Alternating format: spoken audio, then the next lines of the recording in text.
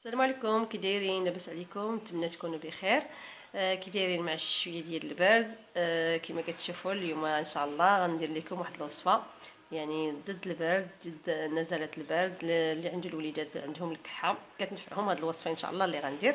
كما كتشوفوا انا عندي واحد الكميه قليله ديال الثومه وشويه ديال التمر. يعني الا ما عندكم سميتها الشريحه، ممكن نعوضوها بالتمر. يعني أنا الاغلبيه كنديرها بالتمر، كتجي حتى هي زوينه وكتنفع الكحه والاطفال ديالنا. المهم كما كتشوفوا دابا عندي هنا هذه الكميه ديال التمر ديال الثومه، غنقشرها. يعني كنحيدوا ليها هذه بحال هكا، ونحيدوا ليها القشره. نجيب هذه باش ندير القشره.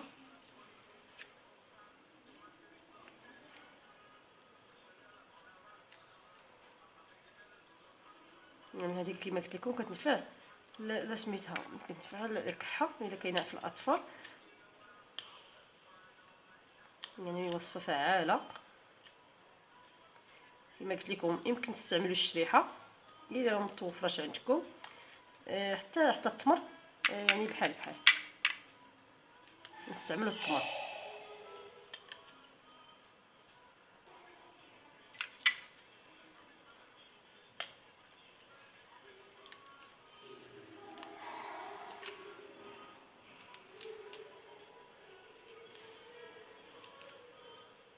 كنحيدوا هاد الجلده، هاد القشره ديال الثومه بحال هكا. نوريكم غير الكميه قليله باش نديرها تفور.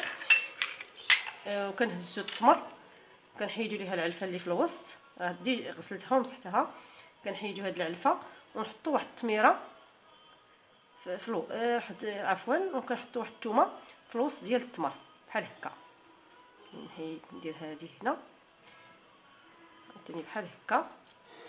كنهزوا واحد الثومه كنديروها هنا هكا، يعني حتى نحمل كاع الكميه اللي عندي هكا. كنحيدوا ليها هاد العلفه اللي في الوسط ديال التمر ونزيدوا عليها بحال هكا، وغنديرها ان شاء الله تفور في الكسكاس. يعني تفور في الكسكاس. المهم حتى نكمل الكميه ان شاء الله ونرجع لكم باش تشوفوا كيفاش غندير ليها فوق الكسكاس.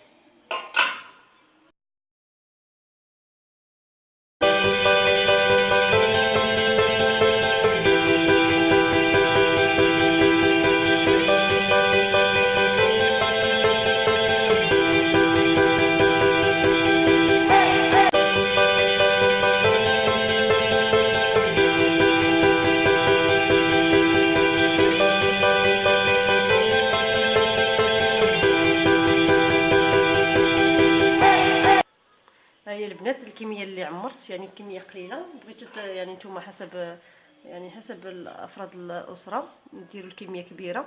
المهم دابا درت انا الكميه القليله، المهم حتى نكملها ان شاء الله ونديرها عاوتاني. المهم نستفها في سميتها في الكسكاس بحال هكا، وغادي نخليها تفور. يعني غنخليها تفور 15 دقيقه تقريبا حتى تولي طابه مزيان، ونرجع لكم ان شاء الله. ها هي البنات طفيت عليها يعني لمده 15 دقيقه. دابا غادي نديرها في التبسيط هذا ونمعسها. ها هي البنات هكا كتجي ما كتفور. ها هي الثومه في الداخل، يعني كنمعسوها بحال هكا مزيان، نطحنوها هكا. بغيتي ديروا ليها هكا بالفرشيطه، ما بغيتوش ديروا هذا مولينيكس، يعني طحن مزيان هكا، يعني دغيا كتمعس.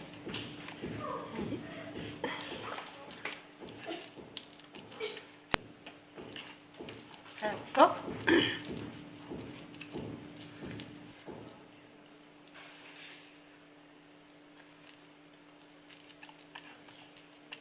كما كتشوفوا. ها هي انسجمت هذيك الثومه مع التمر، كتجي بحال هاد الطريقه. كنمعسوها مزيان حتى كتخلط مع الثومه، يعني التمر مع الثومه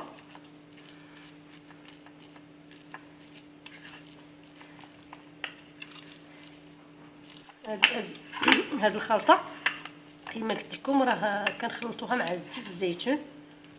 غندير ليها واحد الكاس صغير ديال زيت الزيتون. هاهي صافي تمعست مزيان كما كتشوفوا ولات بحال سميتو ها، يعني مطحونه مزيان. دابا غنديرها في واحد القرعه معقمه. فاش غنديرها هي والزيت، غنديرها دابا في القرعه نحطها هكا.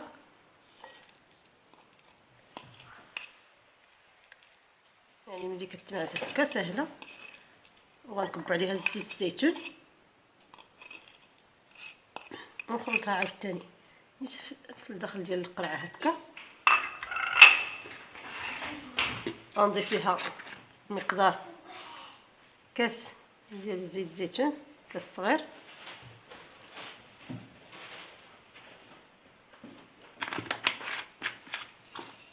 ونخلطها بحال هكا. تخلط مع الزيت يعني. وكنحتفظوا بها في الكوزينه في المطبخ ديالنا، غير في الدولاب ديال المطبخ ولا في المجر، يعني بعيدا عن الثلاجه ولا بلا ما نديروهاش في الثلاجه هكا.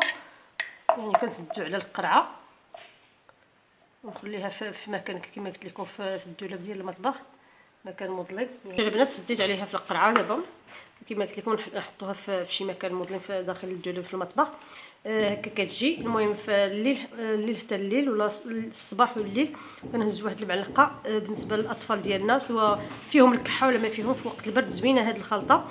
كنعطيوها ليهم بعد الفطور وفي بعد العشاء، زوينه. حتى الا جاب الله مريض راه كتنفعو دغيا. يعني كما كتعرفوا الثومه والتمر راه شي حاجه زوينه، وزيت الزيتون. الا جاب الله ما مريض غير مره في النهار زوينه، اما في الصباح اما في الليل. نتمنى تعجبكم هذه الوصفه البنات وتجربوها في ديوركم. الا عجبتكم ما تنساونيش باللايكات ديالكم وتعليقاتكم الزوينه. وبسلامه عليكم حتى الفيديو اخر ان شاء الله.